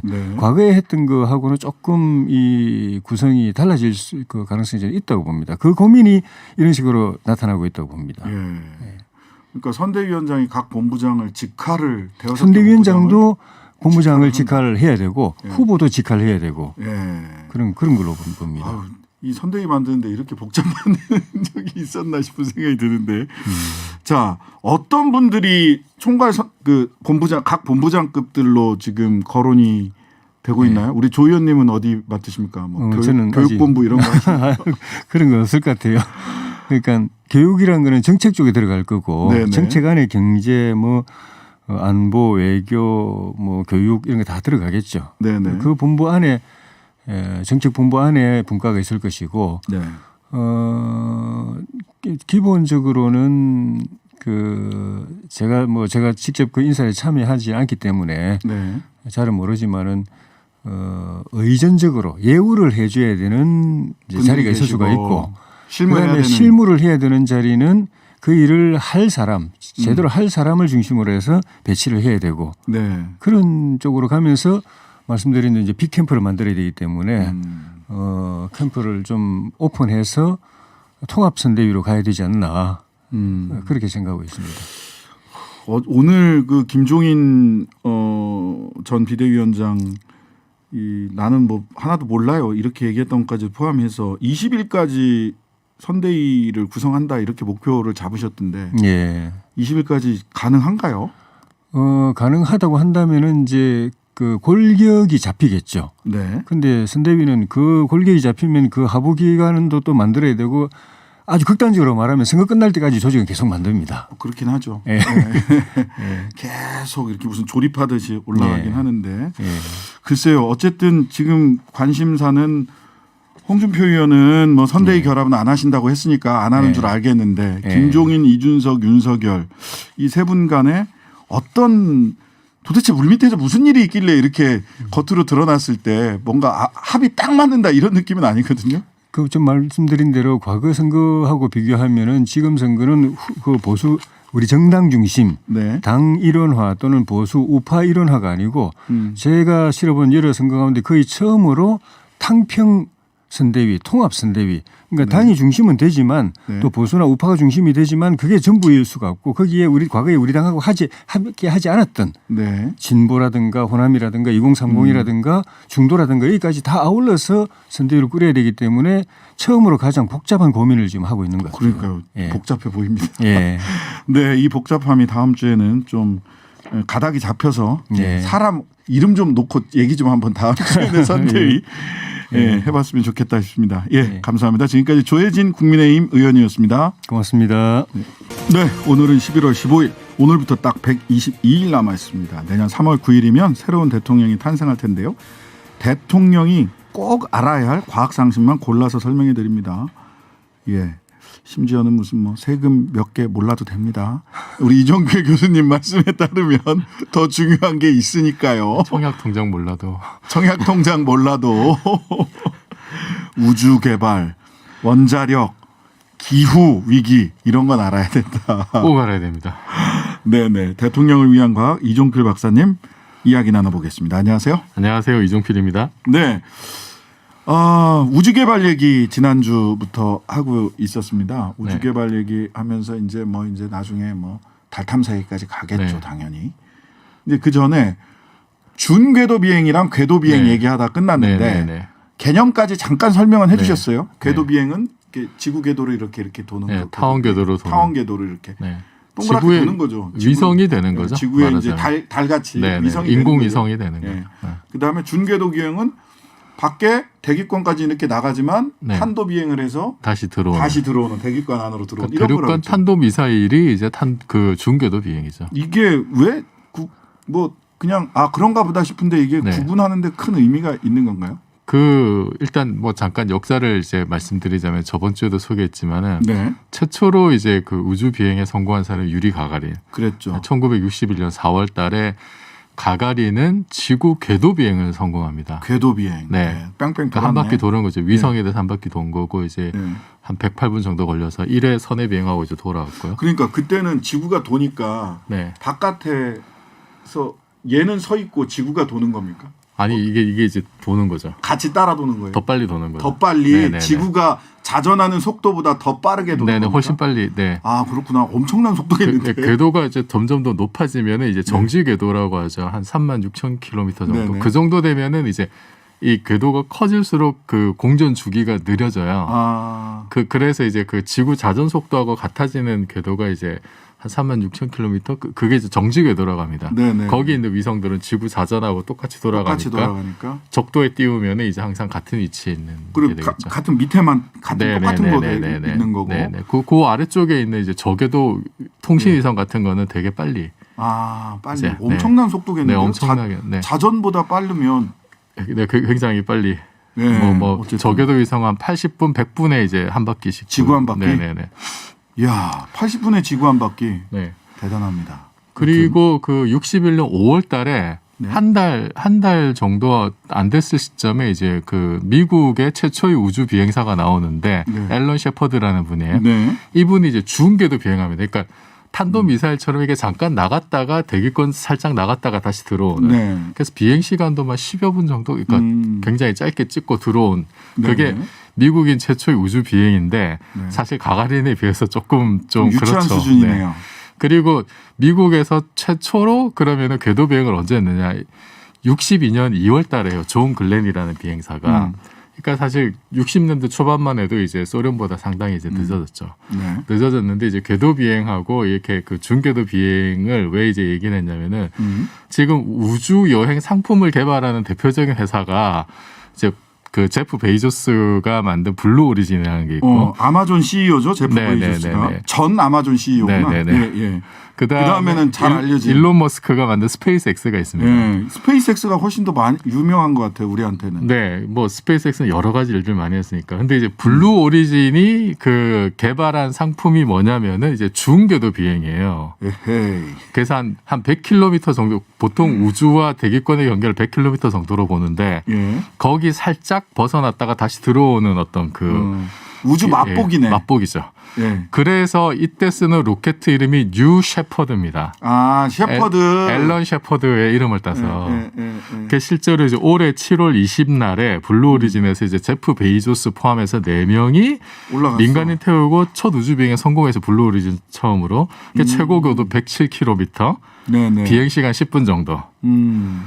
그랬는데 그 블루 오리진에서도 이제 지금 개발하고 있는 로켓 이름이 뭐가 있냐면 뉴 글렌이 있어요. 그럼 이거는 존 글렌이 최초로 궤도 비행한 미국인이니까 뉴 글렌으로는 자기네도 이제 궤도 비행하겠다. 스페이스X는 궤도 비행하겠다고 했던 스페이스X는 거 궤도 아니에요? 비행하는 겁니다. 그래서 실제로 이제 올해 9월 16일 날 그러니까 그 블루 오리진보다 한 2달 뒤인데요. 스페이스X의 이제 크루 드래곤이라는 우주선에 사상 최초로 예. 민간인 4명이 타고 궤도 비행에 성공합니다. 우주여행을 한 거죠. 궤도 비행으로. 이때 고도가 585km. 네. 그러니까 블루 오리진하고 비교가 안 되죠. 그러네요. 비행 시간이 거의 사흘에 가까웠어요. 사흘에 가까웠고 이제 한 90분에 한 번 지구 공전한. 아, 그러니까 블루 오리진이 최고 고도 107km, 비행 시간 10분. 네. 근데 스페이스X는 고도가 585km, 네. 5배가 넘고 비행 시간은 사흘. 거의 사흘 정도. 매 90분마다 지구 1회 공전. 네네네. 야, 이건 비교가 안 되는데. 우주여행 제대로 한 거죠. 네. 이거는 맛보기고. 네. 아, 아마존이 졌는데 테슬라인데. 그래서 왜 이제 사실 네. 블루 오리진이나 스페이스X 하면은 우리에게 또 이제 굉장히 이렇게 좀 인상적인 게 로켓 회수 기술 있잖아요. 그렇죠. 이거를 일단 로켓이 쭉 올라갔다가 이제 역추진 해가지고 수직으로 원하는 지점에 다시 회수하는 이 기술을 블루 오리진하고 스페이스X가 이제 같이 가지고 있는데 그 실험을 처음 성공한 게 이제 2015년이에요. 2015년 11월 달에 블루 오리진이 먼저 성공하고 한 달 뒤에 스페이스X가 성공합니다. 네. 그때 그 블루 오리진이 그 회수 성공하고 난 다음에 베이조스 회장이 그런 얘기를 했어요. 로켓을 한 번 쓰고 버리는 것은 보잉 747 여객기를 타고 외국 갔다가 그 비행기를 버리고 오는 것 같다. 그럴 만하네. 그런 거죠. 지금까지는 계속 이제 일단 로켓 그냥 바다에 떨어지면 그거 버리는 거였는데. 네. 그래서 이제 굉장히 그 의미를 이제 크게 부여를 한 거죠. 그게 사실 맞는 얘기고. 네네. 근데 이때 그 트위터에 일론 머스크가 뭐라 그랬냐면은 사실 경쟁 회사인데 블루 오리진이 먼저 성공한 거잖아요. 그렇죠. 그래서 그 성공을 축하하면서 예. however 그러네. however 하면서 그런데 우주하고 궤도의 차이는 명확히 해야 된다. 이런 트윗을 합니다. 니들은 준이잖아. 네. 준궤도밖에 안 됐잖아. 네, 이 얘기네. 네. 그럼 우리는 궤도 비행한다 이거죠. 그렇죠. 그러면서 12월 달에 한 달 뒤에 스페이스X도 이제 그 펠컨 9 로켓을 수직으로 다시 착륙시켜서 성공합니다. 네. 근데 사실은 이게 보면은 그 펠컨 9 같은 경우에는 이 위성 궤도에다 위성을 띄우고 일단 로켓을 다시 회수한 거거든요. 그러니까 이거는 사실 기술적으로 블루 오리진보다도 훨씬 앞서 있는 것 같은데. 훨씬 더 좀 평가를 해야 되는 게 아니냐 이제 이런 얘기들을 하고 있죠. 네. 스페이스X 같은 경우에 이제 로켓 회수 기술이 있으면은 우주 발사 비용을 700억 원에서 70억으로 90% 가까이 절감할 수 있다고 이제 이런 얘기까지 10분의 1로 하고 딱 있습니다. 줄여버리네. 네네. 야, 어쨌든 지금까지는 보니까 일론 머스크가 네. 약간 어느 데 보면 사기꾼 같은데 이런 거 하는 거 보면은 확실히 천재다라는 느낌을 지울 수가 없어요. 그리고 사실 뭐 일론 머스크가 이렇게 뭐 로켓 전문가는 우주 전문가는 아니죠. 그쪽은 아니지만 어쨌든 이런 실리콘밸리나 이런데 널려 있는 활용할 수 있는 기술들을 쫙 모아가지고 이거를 직접 인테그레이트 해가지고 뭔가 원하는 어떤 걸 결과를 내오잖아요. 결과를 어쨌든. 내고 그걸로 사람들에게 새로운 꿈을 주고 이런 거는 굉장히 잘하는 것 같아요. 그러니까요. 대단한데. 네. 자, 이렇게 우주 개발 분야에 앞서 있는 민간 기업, 소위 그 블루 오리진, 그다음에 스페이스X. 이게 회사 이름인가요? 블루 오리진하고 네, 스페이스X. 네, 네. 네. 블루 오리진, 스페이스X.